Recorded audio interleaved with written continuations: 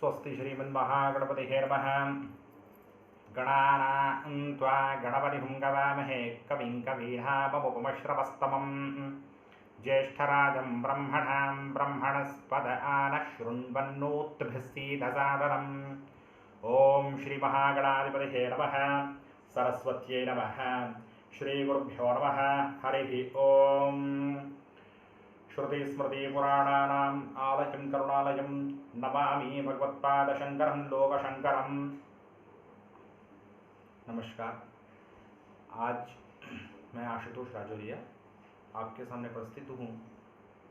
हमारे चैनल श्री माता पर मैं आप सबका स्वागत करता हूँ और मैं आज आप लोग को महागणपति वैभवम से इस चैनल की स्टार्टिंग करते हैं। महागणपति तत्व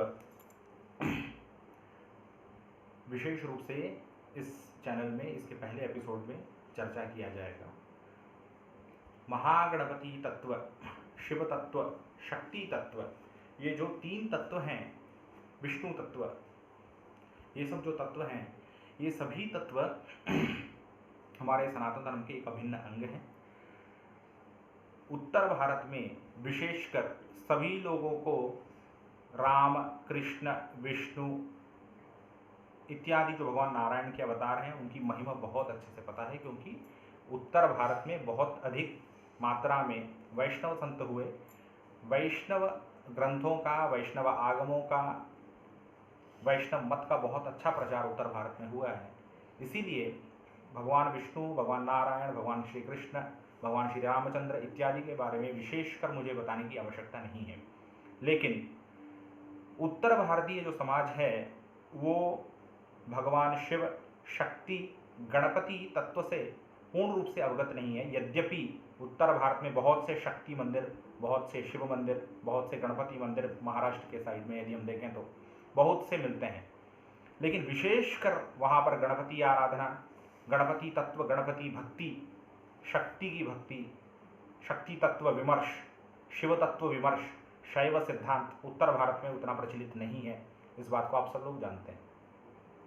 दक्षिण भारत में इसके बिल्कुल विपरीत, चाहे वो शिव तत्व हो, शक्ति तत्व हो, गणपति तत्व हो, कुमार तत्व हो, सूर्य तत्व हो, ये सब बहुत प्रचलित हैं।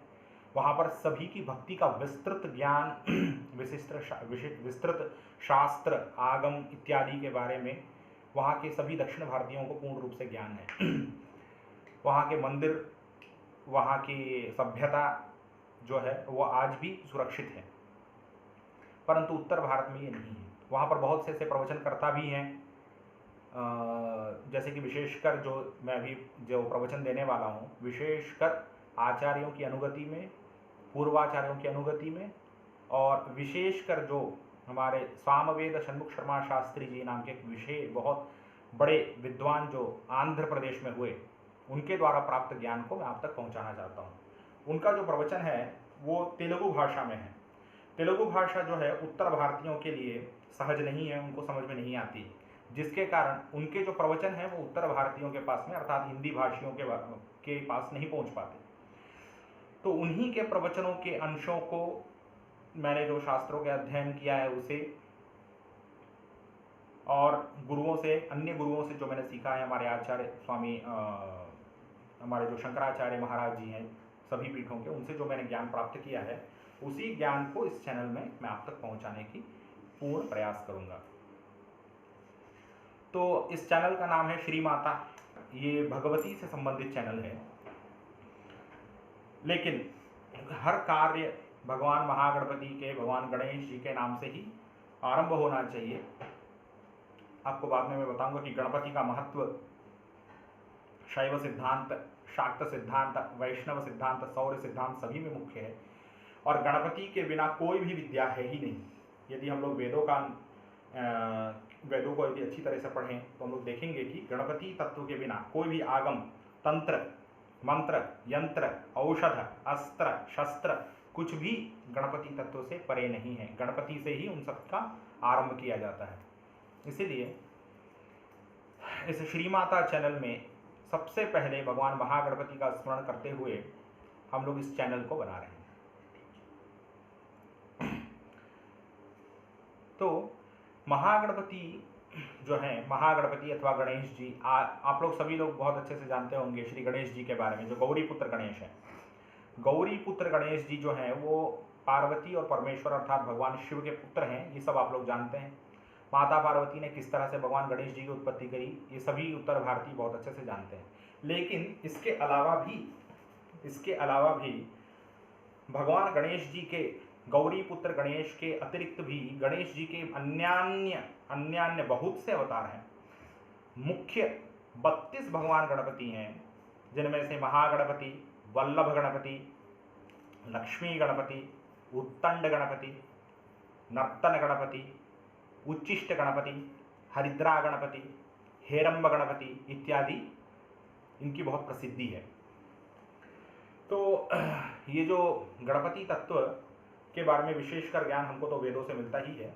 इसके अतिरिक्त पुराणों का यदि हम लोग सहारा लें तो पुराणों में गणेश पुराण है, स्कंद पुराण है, मुद्गल पुराण है, विशेषकर ब्रह्मवैवर्त पुराण में जो गणपति खंड है, इससे हम लोग इस विषय में चर्चा करेंगे।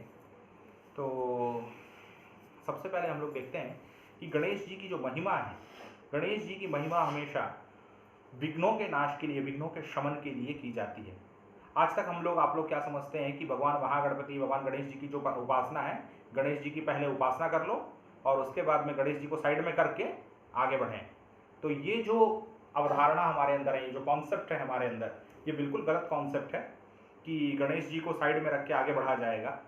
गणेश जी को साइड में रखकर नहीं, गणेश जी के साथ में आगे बढ़ना है।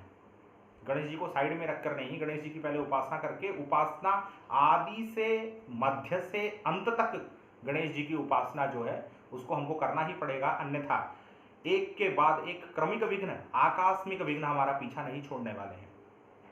विशेषकर श्री विद्या उपासना में भगवती राजराजेश्वरी महात्रिपुर सुंदरी जो हैं, उनका गणेश जी को यह वरदान है। इसके विषय में हम लोग अभी बाद में चर्चा करेंगे। तो गणेश जी की जो कथा है वो मैं आपको आज बताने वाला हूँ।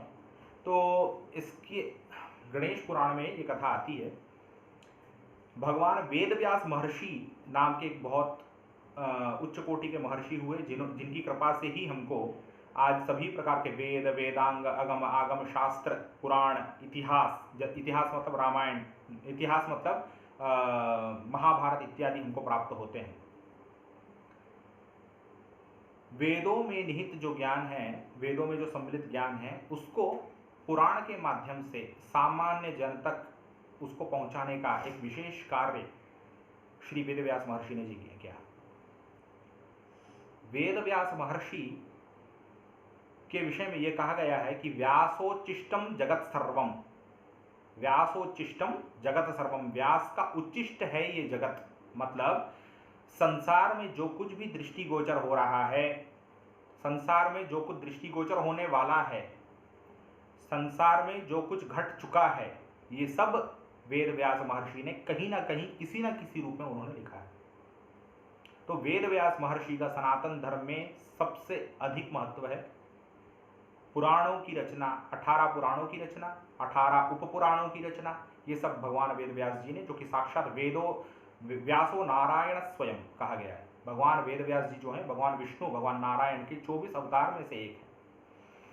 तो भगवान वेदव्यास जी का बहुत अनुग्रह है, बहुत कृपा है हमारे ऊपर कि आज हम सनातन धर्म को जान पा रहे हैं। इसलिए व्यासाय विष्णु रूपाय व्यास रूपश्च विष्णवे कहा जाता है। भगवान वेदव्यास जी जो है वो साक्षात विष्णु हैं और उनको हमको सबसे पहले प्रणाम करना चाहिए। किसी भी प्रकार के वेद वेदांग को पढ़ने के पहले भगवान श्री वेदव्यास जी को हमको निश्चित रूप से उनका स्मरण करना चाहिए। वेदव्यास महर्षि एक बार सभी ग्रंथों की रचना करने के पहले वो ध्यान से वहाँ पर ध्यान लगाकर बैठे। रचना करने के पहले उन्होंने सोचा कि मैं अभी रचना करूँगा। सभी ज्ञान उनके अंदर था, वह होते हुए भी वो बाहर नहीं आ पा रहा था, वो वहीं पर रुक गए। अर्थात उनके जीवन में एक बहुत बड़ा विघ्न आ गया। आप लोग भी देखते होंगे, आप लोग की परीक्षा में, परीक्षा जब होती है तो बहुत सारे बच्चों का यही कंप्लेंट रहता है कि एग्जाम में जाते हैं, सब कुछ पढ़े हैं, दिमाग में है भी, लेकिन लिखने जाते हैं तो एक अक्षर भी दिमाग में नहीं आता। यही है विघ्न। इसीलिए विघ्नेश्वर अर्थात गणपति की उपासना जो है बहुत आवश्यक है। विघ्न का मतलब होता है एक प्रकार की रोधक शक्ति। आपके किसी भी प्रकार की अनुकूलता में प्रतिकूलता लाने वाली शक्ति को विघ्न शक्ति कहा गया है। आगे के मैं आपको अध्यायों में, आगे के प्रवचनों में मैं आपको बताऊंगा कि विघ्न क्या है, विघ्न क्या है। तो इस प्रकार का विघ्न भगवान श्री वेदव्यास महर्षि के जीवन में आ गया। वेदव्यास महर्षि ने बहुत देर तक सोचा, जैसे हम लोग एग्जाम में करते हैं ना, बहुत देर तक आंख बंद करके सोचते हैं, ऊपर देखते हैं, बहुत देर सोचते हैं कि हमको कुछ तो याद आ जाए। वेदव्यास महर्षि ने भी उसी प्रकार का प्रयत्न किया, परंतु वेदव्यास महर्षि ने एक भी अक्षर ना लिख पाया, किसी भी प्रकार से वो अभिव्यक्त करने में असमर्थ थे। भगवान वेदव्यास महर्षि योग शक्ति के कारण वो तुरंत ब्रह्मा जी के लोक में पहुंच गए। ब्रह्मा जी के लोक में वो पहुंचे और ब्रह्मा जी को उन्होंने अपनी यह असुविधा के बारे में अवगत कराया कि हे भगवान, हे पिता, मैं इस तरह से शास्त्रों का, पुराणों का की रचना करना चाहता था, लेकिन अचानक से मेरे जीवन में ऐसा विघ्न आ गया और मैं अब कुछ भी करने में असमर्थ हूँ। श्री ब्रह्मा जी मुस्कुराते हैं और ब्रह्मा जी कहते हैं, तेरे जीवन में ही नहीं, ऐसा विघ्न मेरे जीवन में भी आया था। तो वेदव्यास महर्षि जो होते हैं वो बहुत चकित हो जाते हैं, बोलते हैं, हे पिता, आपके जीवन में कैसे विघ्न आ गया? आप किस तरह की परेशानी में फंस गए थे? तब ब्रह्मा जी मुस्कुराते हुए अपने जीवन की, अपने कथा बताते हैं, उनके जीवन में जो घटी थी कथा उसके विषय में बताते हैं। और वो बोलते हैं कि भगवान नारायण के नाभि कमल से जब मेरी उत्पत्ति हुई, तो उस उत्पत्ति के बाद में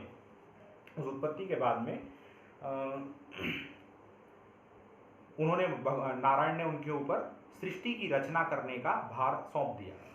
अब आप देखिए, आपको एक छोटी सी चीज बनाना होता है तो आपको बहुत सोचना पड़ता है, बहुत सारी चीजों की आवश्यकता होती है, आपको बुद्धि की आवश्यकता होती है, उसमें बीच में कोई विघ्न ना आ जाए उसका भी हमको ध्यान रखना पड़ता है।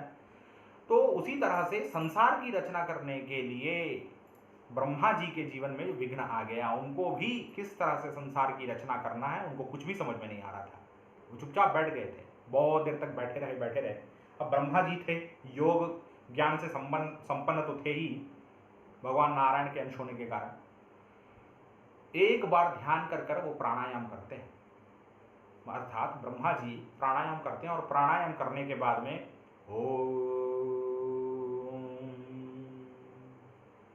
अर्थात ओमकार का वो ध्यान करते हैं, उसका उच्चारण करते हैं। ओमकार का ध्यान करने के कारण एक दिव्य तेज पुंज उनके अंदर से ही प्रकट होता है। एक दिव्य तेज पुंज अंतरिक्ष में प्रकट होता है और वह तेज पुंज के अंदर से धीरे धीरे जब वो ध्यान से देखते हैं, जैसे आप लोग देखिए, आपके सामने यदि 100 वाट का बल्ब, 1000 वाट का यदि मैं बल्ब लगा दूं तो आप लोग बल्ब को नहीं देख पाएंगे, बल्ब के आकृति को नहीं देख पाएंगे। लेकिन धीरे धीरे यदि आप लोग टकटकी लगाकर देख रहे हैं तो आपको धीरे से दिखेगा कि बल्ब का आकार क्या है। तो वैसा ही हुआ ब्रह्मा जी के साथ में। वे देख रहे थे ध्यान से कि वो तेज पुंज के अंदर में है क्या, उस तेज पुंज के अंदर में है क्या। तो देखे कि उसके अंदर से बड़ा ही सुंदर गजमुख आकृति निकल रही है। गजमुख की जो आकृति है वह उसके अंदर से निकल रही है। गजमुख, देखिए शास्त्रों में जो हमारी फिलॉसफी है ना, नीति शास्त्र इत्यादि, उसमें बताया जाता है कि दुनिया में 2 वस्तु ऐसी है जिसको देखकर मनुष्य कभी, आपकी भाषा में, बोर नहीं हो सकता। 2 वस्तु जिसको देखकर वो कभी बोर नहीं हो सकता। एक होता है चंद्रमा, चंद्रमा को वो जितना भी देखे उसके मन में उतनी ही प्रसन्नता आती है। उसी तरह से एक गजमुख है। गजमुख जो है अर्थात भगवान महागणपति गणेश जी जो हैं, उनको देखने से कभी भी हम अघा नहीं सकते, हम कभी बोर नहीं हो सकते। गजमुख को देखने से कभी भी आनंद में क्षय नहीं होता, आनंद का वर्धन ही होते रहता है गणेश जी का मुख को देखने से। गणेश जी जो है उनका जो परम पवित्र स्वरूप है विशेष होता है। उसमें आप देखेंगे गणेश जी जो हैं वो केवल एक रंग के नहीं है, विविध वर्णों के हैं। विविध वर्णों के होने के कारण उनका विविध प्रभाव है। हरे गणपति हैं, हरिद्रा गणपति हैं, रक्तवर्ण के गणपति हैं, श्वेत वर्ण के गणपति। आप देखिए गणपति तापिन्युपनिषद गणपति तापिन्य उपनिषद में मंत्र आता है, शुक्लांबरधरम विष्णुम शशिवर्णम चतुर्भुजम प्रसन्नवदनं ध्यायेत् सर्वविघ्नोपशान्तये। ये मंत्र आप लोगों ने बहुत सुना होगा, यदि आप लोग मंदिर इत्यादि जाते हैं तो ये मंत्र बहुत ही ज़्यादा सुनने में आता है, शुक्लांबरधरम विष्णुम शशिवर्णम चतुर्भुजम। तो ये जो विष्णु तत्व यहाँ पर बताया जा रहा है कि गणपति तत्व विष्णु तत्व एकत्व है वहाँ पर, तो इसका ये निकला कहाँ से है ये मंत्र? ये मंत्र जो है वो गणपति तापिन्य उपनिषद से निकला हुआ मंत्र है। तो ये जो गणेश जी जो है सफेद रंग के गणेश जी अर्थात शुक्ल वर्ण के गणपति भी जो होते हैं, चतुर्भुजम प्रसन्न वदनम ध्याये, भगवान महागणपति का गणेश जी का जो स्वरूप है वो प्रसन्न वदन, वदन अर्थात चेहरा मुख, प्रसन्न वदनम ध्याये, प्रसन्न मुख का स्मरण करने से हमारे जीवन में भी प्रसन्नता आती है, और जब प्रसन्नता आती है तो हमारे जीवन से विघ्न दूर हो जाते हैं। पॉजिटिविटी, साधारण भाषा में बोला जाए तो पॉजिटिविटी, भगवान गणेश जी जो हैं he is the embodiment of all the positivity, इसलिए उनको आनंद स्वरूप कहा गया है। भगवान महागणपति, भगवान गणेश जी के लोक को स्वानंद लोक कहा गया है। आप देखिए, भगवान विष्णु के लोक को वैकुंठ कहा गया, भगवती के लोक को मणिद्वीप कहा गया, भगवान शिव के लोक को कैलाश कहा गया, भगवान श्री रामचंद्र जी के लोक को साकेत धाम कहा गया, दुर्गा लोक, स्कंद लोक इत्यादि अन्य अन्य लोक हैं। उसी तरह से भगवान गणेश जी के लोक को स्वानंद लोक कहा गया। देखिए, गणेश जी का हर चीज आनंद से बना हुआ है, आनंद, भरपूर आनंद है गणेश जी के। गणेश जी पुष्टि के देवता हैं, गणेश जी पुष्टि के देवता हैं, ऐश्वर्य के देवता हैं, गणेश जी मोक्ष के देवता हैं। अभी आप देखिए, वेद व्यास महर्षि को भगवान श्री ब्रह्मा जी बता रहे हैं कि किस तरह से उन्होंने ओमकार का ध्यान किया। सकल वेदों का सार ओमकार ही है। वो ओमकार स्वरूप भगवान गणेश जी जो है उस तेज पुंज के अंदर से निकलते हैं। अब जो ब्रह्मा जी को जो स्वरूप दिखता है, उनसे ब्रह्मा जी प्रार्थना करते हैं। ब्रह्मा जी जो होते हैं वो प्रार्थना करते हैं और बोलते हैं कि हे भगवान दया करिए मेरे ऊपर। तो ब्रह्मा जी को श्री गणेश जी बड़े प्रसन्न होकर उनको अपना एक मंत्र प्रदान करते हैं। उसे वक्रतुंड मंत्र कहा गया है, उसे वक्रतुंड मंत्र कहा गया। इस चैनल में आपको मैं बताऊंगा कि आपके जीवन की परेशानियों से आप कैसे दूर हो सकते हैं। बड़े ही छोटे छोटे शास्त्रोक्त उपाय आपको बताए जाएंगे जिससे आपके जीवन में सुख, समृद्धि, आयु, आरोग्य, ऐश्वर्य इत्यादि आपको प्राप्त हो। जिनको जॉब नहीं लग रहा है उनको जॉब लगे, जिनका विवाह नहीं हो रहा है उनका विवाह हो, जिनके जीवन में अनारोग्य है, अस्वस्थता है, उन सभी को नष्ट करने के लिए यहाँ पर आपको विविध उपचार बताए जाएंगे शास्त्रोक्त, शास्त्र मर्यादा में के अंतर्गत रहते हुए। जैसे कि अभी मैंने आप लोगों को बताया वक्रतुंड मंत्र, तो वक्रतुंड मंत्र देखिए, वक्रतुंड मतलब टेढ़ा वाला तुंड, मुड़ा हुआ तुंड, अर्थात गणेश जी का जो तुंड है, अर्थात जो उनकी सूंड है, वो सूंड जो है वो मुड़ी हुई है ना। तो ये पौराणिक अर्थ आपको दिख जाएगा कि उनका जो चेहरा है अर्थात उनकी जो सूंड है वो मुड़ी हुई है, ये एक अर्थ निकलता है। लेकिन वेद कुछ और अर्थ हमको बताते हैं। वेद हमको ये अर्थ बताते हैं, वो एक निर्वचन बताते हैं। निर्वचन का मतलब डेफिनेशन, निर्वचन का मतलब परिभाषा, डेफिनेशन। तो वक्रतुंड का मतलब होता है वक्रानयः तुंडयति सवक्रतुंडः। आपके जीवन में जो टेढ़ी मेढ़ी चीजें हैं, टेढ़ी मेढ़ी चीजें मतलब विघ्न, उसको तुंडयति मतलब जो उसको चूर्ण कर दे, उसको टुकड़े टुकड़े कर दे, उसको तुंड बोला जाता है। तेलुगु भाषा में तुंडम चेयू बोलते हैं, मतलब उसको तोड़ दें, उसके टुकड़े टुकड़े कर दें। तो वो जो टुकड़े टुकड़े करने की जो शक्ति है वो भगवान महागणपति, वो गणपति में है, इसलिए उनको वक्रतुंड कहा गया है। तो गणेश जी के सबसे पहला अवतार के बारे में जो आपको वर्णन बताया, मैंने आपको जो ये कथा बताई है, ये वक्रतुंड भगवान की कथा है। बहुत बड़ा मंत्र है शास्त्र में, उसको गुरु से उपदेश प्राप्त करके ही उसको जप किया जा सकता है। आजकल जो फैशन चल गया है टीवी देखकर तथाकथित झोला छाप ज्योतिष जो हैं टीवी में प्रवचन दे देते हैं, इस मंत्र का जप करो, ये पूर्ण रूप से अनाचार है, ये पूर्ण रूप से अशास्त्रीय है, अमर्यादित है।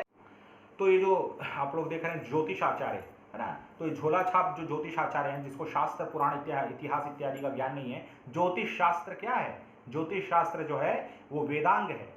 वेदों के अंदर से निकले 6 वेदांगों में से न्याय, ज्योतिष, व्याकरण, ये सब उसके अंग हैं। तो ज्योतिष शास्त्र जो है वो कोई पृथक शास्त्र नहीं है, ज्योतिष शास्त्र भी हमारे शास्त्रों का ही एक अंग है, वेदों का ही अंग है। तो उसमें उसके साथ में कुछ मर्यादाएं होती हैं, उन मर्यादाओं को भंग करते हुए टीवी में जो इस तरह से जो प्रचार किया जा रहा है, ये समाज के लिए उपद्रवग्रस्त करने का काम कर रहे हैं, ज्योतिषाचार्य इत्यादि जो भी हैं। तो गुरु से मंत्र प्राप्त करने के पश्चात ही किसी भी प्रकार के गुरु के मंत्र को ही, इस मंत्र को जप करना चाहिए। किसी भी प्रकार के मंत्र को जप करने के लिए, चाहे वो शाबर मंत्र हो, चाहे वो तांत्रोक्त मंत्र हो, चाहे आगमोक्त मंत्र हो, चाहे वेद मंत्र हो, गुरु उपदेश के बिना उस मंत्र को कभी भी जप नहीं करना चाहिए, चाहे वो कोई भी मंत्र हो। तो ये जो मंत्र है इसके विषय में मैं आपको बता नहीं सकता, लेकिन आप सिर्फ इतना ध्यान रखिए कि यदि आप गणेश जी को श्री वक्रतुंडाय नमः, श्री वक्रतुंडाय नमः इस नाम का जप करेंगे, क्योंकि नाम में सभी का अधिकार होता है। नाम में किसी भी प्रकार के जाति, गोत्र, देश, काल, परिस्थिति, पवित्रता, अपवित्रता, न्यास, अंगान्यास, करान्यास, हृदयान्यास, ऋष्यान्यास, आसन शुद्धि, भूत शुद्धि इत्यादि की कोई आवश्यकता नहीं होती। इसलिए नाम बहुत सहज है, लेकिन उसमें शक्ति, वह अचिंत्य शक्ति, उसमें कोई कम नहीं है, क्योंकि नाम और नामी में अंतर नहीं है। अर्थात नाम और नामी में अंतर नहीं मतलब नाम जो है और जिसका नाम है उन दोनों में कोई अंतर नहीं। अर्थात वक्रतुंड नाम में और वक्रतुंड भगवान में कोई अंतर नहीं है। आपको यह बात ध्यान रखना चाहिए कि वक्रतुंडाय नमः इसको आप बोल रहे हैं तो आप वक्रतुंड भगवान को अपने जिह्वा से स्पर्श कर रहे हैं। अब आप सोचिए, भगवान गणेश जी को आप अपने जिह्वा से स्पर्श करेंगे तो क्या आपके अंदर दिव्य शक्ति नहीं आएगी? इसलिए इस वक्रतुंडाय नमः का नाम सभी लोग जप कर सकते हैं। और वक्रतुंड नाम के जप करने से क्या हुआ, पूरे जितने भी सृष्टि को बनाने के लिए जितना ज्ञान था वो ब्रह्मा जी को प्राप्त होता है।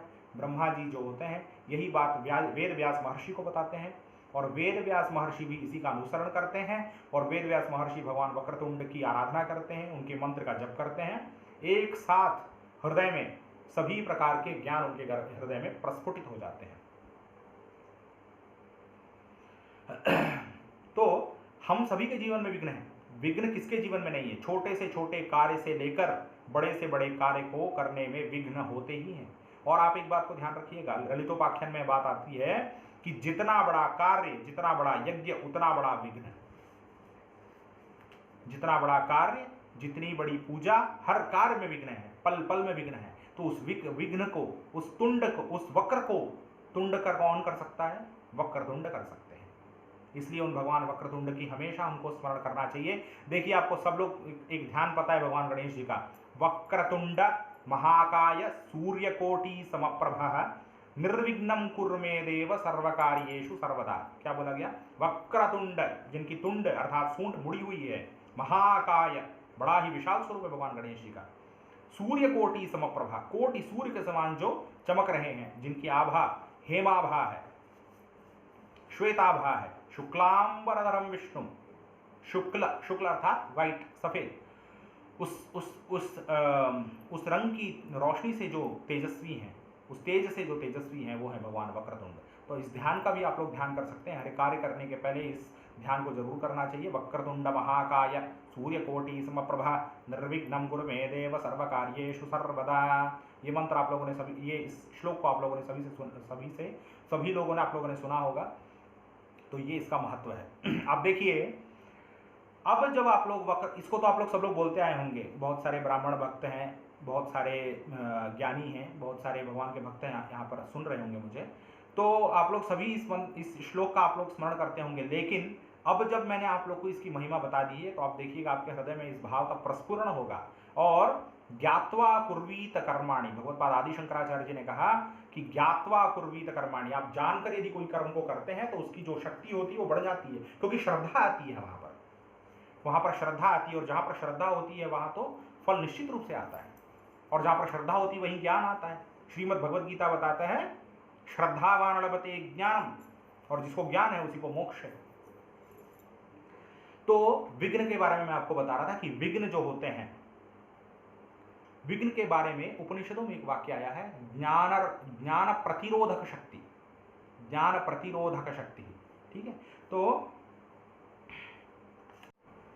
उपनिषदों में इनको ज्ञान प्रतिबंधक कहा गया है। क्या? ज्ञान प्रतिबंधक, अर्थात मोक्ष प्राप्त करने में जितने भी विघ्न आ रहे हैं, आप देखिए छोटे से छोटे कार्य से लेकर मोक्ष तक की प्राप्ति के लिए विघ्न की कमी नहीं है, विघ्न बहुत हैं। उन्हीं विघ्नों को हमको नष्ट करने के लिए भगवान गणेश जी का जरूर स्मरण करना चाहिए।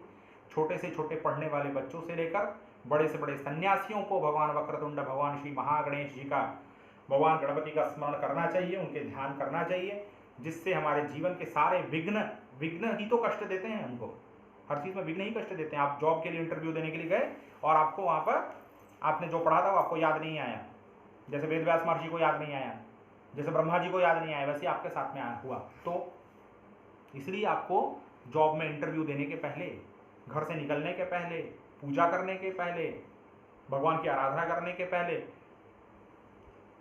हर कार्य के पहले भगवान वक्रतुंड का जरूर स्मरण करना चाहिए।